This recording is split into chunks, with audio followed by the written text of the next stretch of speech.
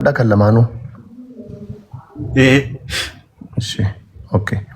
Abdii waan inni himate kanarratti deebii nuu kennitee kaateetti deemna. Betta mitiga ibsa waan tokko waan inni utu jiru midhaan kun Fittee tamti naaziroo. tokko waan irra deebinee himannaa isaarratti uide achiin boletti kan gurrinaa ni ta'e na argite galfadhe galche na jechuudha. Mana jarri sun ofuma jarri mana warfee ofii jiraati. Bakka kaampaanichaa beektaa naan jedhan. Eenyu jedhanii lookeeshinii ijoollee ergaa argate jechuudha. Lookeeshinii ijoollee na argite hin dhaqe. Lookeeshinii sana ragaan qaba. Nan fidaa kunoo isin irratti jechuudha. Achi immoo dhufee na fujuu hidhammas. Abdi ergi dhaqee mana galee achi keetan taa'anii ati maaltu si fidee naan jedhan. Bayi naan jedhan maaltu si fidee bayi naan jedhan. Ani jaran na fide kaan jedhanii. Achuma abdi tammoo dabalachuu jammare. Hojii hojjechuun maamaniyaan fayyeera. Jechuun itan nama mana kootti eda maal jedha eda mana kootti fayyisee ka'ee marfee ta'ee hin jedha. Ani jechuun dhufee fayyee wajjin hojii nan galee hojii hin galtu bakka ittiin galchinu achuma abdiitti dabalan. Dhufee na fuchuu jedhe amma waan itti dabalan amala kottu na fuudhee ani iddoo ittiin jiraadhu hin qabu amma na kireeffadhee hin jiraadha naan jedhe. Ani ijoollee wajjin kilaasii bichuu wayii keessa hin jiraadha akka itti si gargaaru hin qabu maaliin godha abdiin matti naa dawwale bakka hin jedhe achuma abdiin dhufee na fuudhee abdiitti naa dawwalee naan jechuudha. Warra isaa kadhii dadhabee isa kadhii dadhabee jechuudha.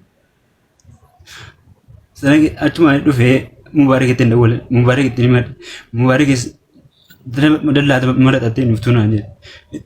Tokkummaa kanatti dawwale dheera sagalee qabadhe jechuudha.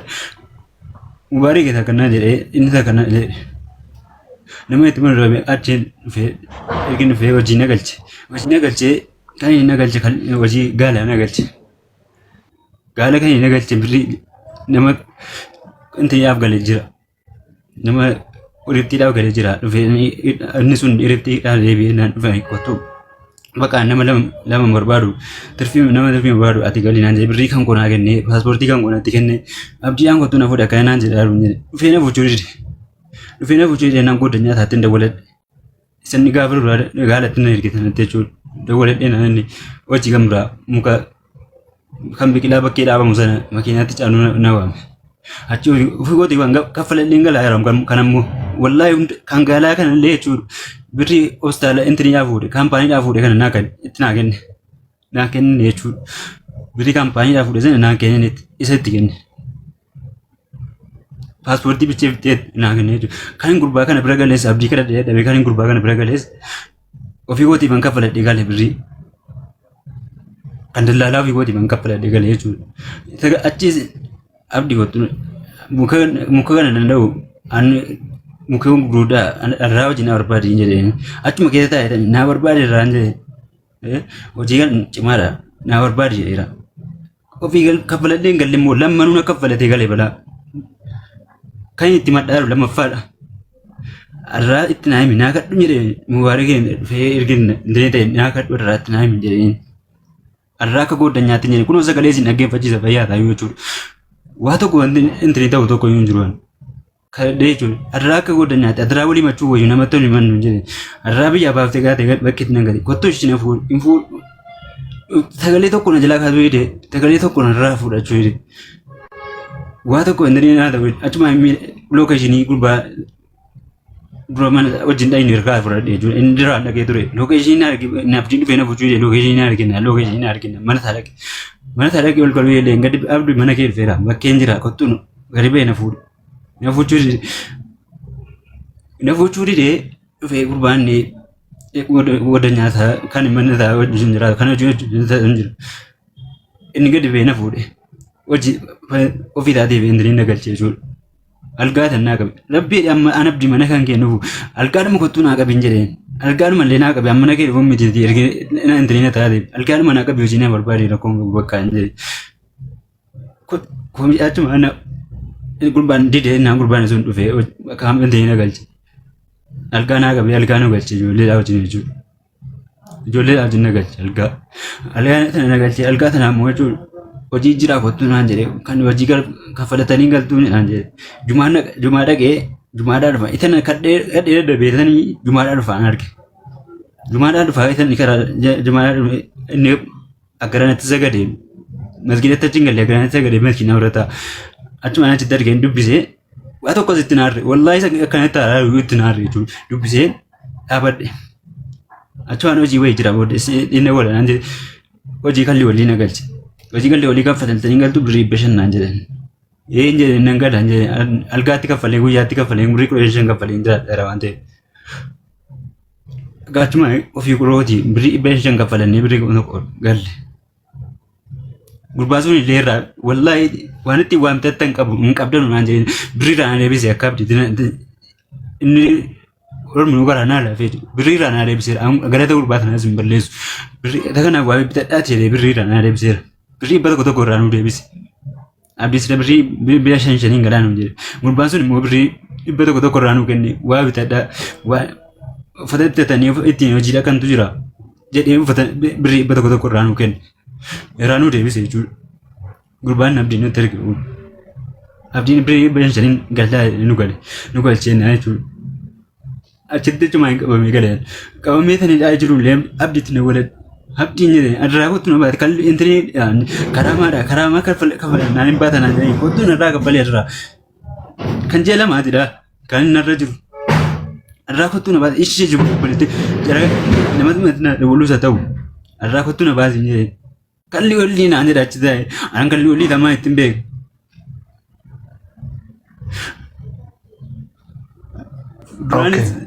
Gideen achi dhufu gaafa achi dhufu jara samiiriin biratti an akkana abbaan kun dhukkufata akkana maatiin nama abbaan bulleetiin kun dhukkufata haadha kan gargaaruuf ammanaa beekan hojii nagalchine samiir kun walla ragaadha samiirumti hojii jechuudha inni samiir sana biratti ijoolleen hojiidhaa dhufan ijoolleen hojiidhaa isa bira galuu dhufan kan inni meedikaalii dhufan jira lakkoofsa jaraan arga jira jara biratti Namu karaa manarraa hojjetu an karaa manan kaffaladha nama manarraa hojjetu jedhee nagalchi jedhee karaa manan kaffaladha yoo jedhee karaa marginatti lekka ofirraan kaffaladha nama baadinarraa hojjetu nagalchi ani rakkinaaf hin bahe akka nama qubaaf hin baane hojii kamiin wata ofirraa nagalchi abdiin jedhe. Tasgabbaa'e. እሺ ብሬ ሜቃ ኤርጊቴ ኢቲ ገልችተ አብዲ ተላቢ ያባቱ በለቲኛው ብሪክ መድብና ማሸንተማ ከጂ ኢቲ ገልች አን ብሪክ መጥርባት ማን አና ካን ኢቲ ገልች ደረሰኝ ቀብዳ ከለማኑ እሺ ኦኬ አብዲ ዋንን ይመቴ ካነረቲ ዴቢኑ ከኒቴ ካቴ ትደምና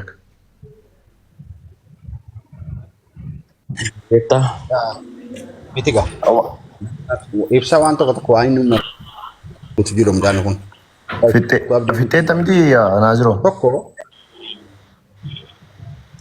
waan irra deebinee himannaa isaarratti irra deebinee nu gaafanneenaan ifa bareechee godhu abdiidhaafis ta'e uummataaf jaarsaaf warri isaa waa isin naan jette jechuudha baasii isin dhaggeeffachiisa waan isin obboleettii goote hin jette isin dhaggeeffachiisa hundayyuu kunooti an birrii kaffalee birrii kennee bini achii ba'e malee arrafamuudhaaf waa boolchaatu nuti abdii sirnaan gaafii sirnaan gaafii sirnaatiin ala boolchinaa mee dhagawan naaziroo miknaatu lafarrattis nan beeka waan wata kan boochaa mijan ani sin dhaggeeffachiise lafarrattis akkuma kana boolcha koona jiru gaafii naaziroo ani sin dhaggeeffachiise abdi sin guddisa kun joojin jechuun fayyaantaa sobatee an waa tokko sin irra barbaadu an rabbi naa kenna waan naa kenna an kana hundas ragaa kana hundas qopheessee rakkoon qabu abdi deebinuu kenni gaaffichaaf obboleewwan taaptaap godhaa manichi sheer godhaame namoota danuu bira qabuuf sheer godhaa taaptaap godhaa abdi gaaffii kaasee itoo dhaggeeffadhu biyyeetaachoo osoo dubbiin yoo jechi kun fayyaantaa sobatee an waa tokko irratti hin barbaadu eshi naaziroo adeebisu abdi nam tokko jalan dubbanne akka namni jala dubbatu hin barbaadu maaliif beektaa fuul waan isa keessa jiru hunda isaa dubbatee jedhu hin calmee dhaggeeffachaa ture an kan hin barbaade mana kanatti argan fixadhatis jedhee nama tokko biyyarraa gaafa fiddu waan sirraa eegamu jira akka dallaala tokkotti yookaan immoo akka nama biyyarraa fidu tokkotti. Biyyarra nama miite kan jedhamu karaa gubbaarratti gatte biyyarraa fiddee hojii galchitee bakka hojii qabsiiftee ta'a shiraan irraa saabamuu hamma sanitti eegda. Biyyarraa galchee geessee biizaa bakka sanitti nuuf kanas salee geessee kaampaanii galchee kaampaanii insanni kaampaanii dhaadhu kaampaanii jira miti kan bishaanitti mana gubbaa taa'ee qodaa gurguddaa san. Eessa akkasii miicuudha keessoosa irra naannaanii kaampaanii akkasii deemee qulqulleessuudha. Isa bichaa miicca inni bakka itti deebisanii ba'uudha. Hojii biraan jiru dhagaa guruu miti. Hojii akkasiin geessee galchee taashiraa irraa saabee maqaa isaa jalatti deeffatee yaani waraqata irraa hojjechuudha. Akkasittiin geessee galchee dhiisee bahee namni kun taashiraa irraa saabamee mana hojii seeneera already. Wanti na dirqamni hin qabu biyyarraa fiduu tikeettii kutee viizaa baasee fidee biyyarraa fidee hojii galchee taashiraa irraa saabamee namni kun hojiirra jiramu hin jiru eeguu bichaadha. Dhukkubammoo ani dhukkubsine amarii rabbiiti.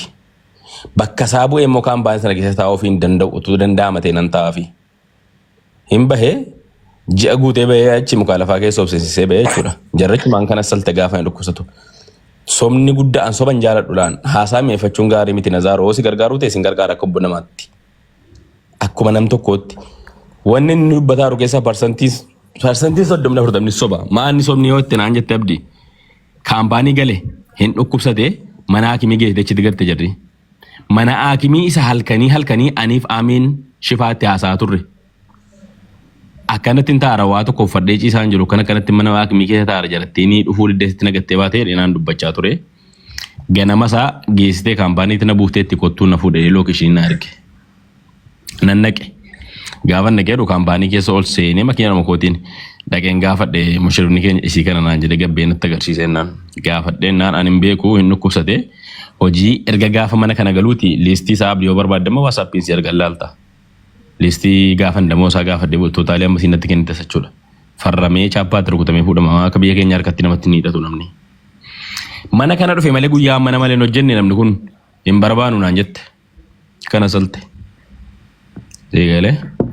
Kaza dhaqee achi guyyaa gaafa sana shaanxaa isaa fuudhee manatti galee fi borumtummaa isaa deebi'ee loliisa kaasee damoo isaa kennaan nan damoos narra hin jiru jettee waa danaa seenteetti guyyaa biraa kan deebi'ee karaamaa keessa galee already achitti galee kajjaa guutee achi ba'e. Ishee. Anaa miti immoo kan dhukkubse kun nan laallatu. Seegalee dhukkuba kan dhukkubse naa miti nan laallatu kun. Achi baasee mucaan kun natti mata akkuma kana boo'a lafarratti illee boo'ee an abbaan koo mataa dhukkubsataa obboleessi koo mataa dhukkubsatanii maaloo naan jennaan abshir Nazaaraan obboleessa keeti hin rakkatin koomishiniin already hin beektaa abdii geetaachuu amma tokko biyya kana keessa jiraatteetta nama tokko koomishinii irraa kaffaltee guyyaa 3 boodan deebi'u koomishiniin sun ji'a tokko miti jechuudha. Seegalee hamma sakkaaraatti koomishinii 500 kaffalee kunootinni ofii kootii sim kaardii baasee fi daataa ji'a tokkotti guuteen geessee ummalkeeniin gaala dura nyaata buusuu galche. Arabicha irraan jijjiirennaan guyyaa 10 wayii hojjetee guyyaa 20 wayii hojjetee dide. Namtichi deeme dheeriyate. Seegalee isan immoo ofii fangale koomishinii kaffaledheeru eessaan beekeeti nama ummalkeeniin galche sanii eessatti argine. Innoo dhuguma lafa beekamaaf hojii hin galin biyya galaree. Dallaala namootuma hojii koomishinii fudhatanii hojii galchan kana eessatti beeka. Gurbaadhumaan gaafa walaatti keessatti bilbileen hojii naa jijjiirii fi edeen kadhe. Birrii siifan ergaa koomishinii. Ayyee koomishinii mana naa argedhee mana miicaa galchi mana uffataa maksalaadha hamma didee ba'e. Kunootinni. Maksalaa didee ba'e mucaan kun jennaan hojii biraa natti dawwalannaan habiibi dhaqiitii mucaa sanitti dawwaladhu ani biiziidha. Kana hariis hojiin cinqameera Nazaaroo gadi taa'uu diddeetta namni maatii rakkataa keessaa dhufe akka kanii miti hojiin biyya kanaa ulfaataadha. Baay'ee amirii jabaadha cimanii hojjechuu gaafata. Hojjedhu ka'e Nazaaroo bakkee irra deemuu hin barbaadini. Dhiisi jedheen gorsee hin dide. Gurbaa isaanitti dabalee hojii galche irraa kadhimas yoo koomishiniitti rakkoon qabu sillaala. Jennaan geessee mana mukaa amma inni jedhu kana galchee kaza mana mukaa sana natti isa sitti dawwaladhee lookeeshinii mana keetii naa ergi jennaan adraa. Hojii kanarraa yoo hojiin taane ta'e atiin an kaasiniin jedheen. Achumaan haa ta'u rakkoon qabu hojiin kan keetuma galtaa wallahi rakkoon qabu birrii galchati naan jedhe. Birrii galchati rakkoon qabu naan jedhe wallahi ciibsamii magalta rakkoon qabu kun. Ataa antini illee kaaseetti erge diizaayinii waan hundee kaaseetti erge jechuudha. Hojii kan kee galtaa naan jedhe yoo wanta hin taane yoo siifan deebisaanii naan jedheera. yoo ani intanii ta'e yoo hojiin kun hin